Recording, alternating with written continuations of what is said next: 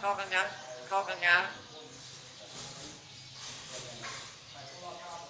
เอาไปจอดไปไหม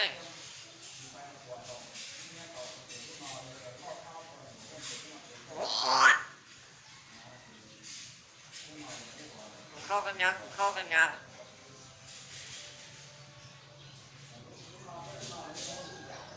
เข้ากันยังเข้ากันยัง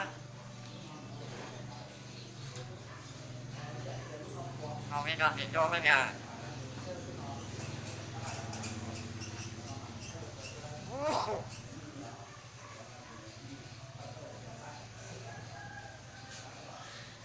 เข้ากันยังเข้ากันยัง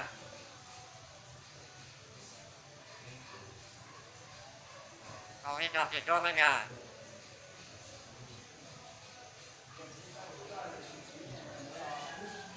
เอาไปจอดกันยัง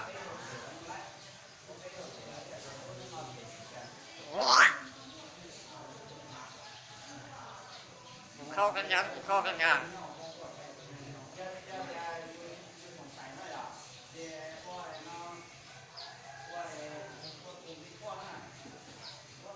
เข้ากันยัง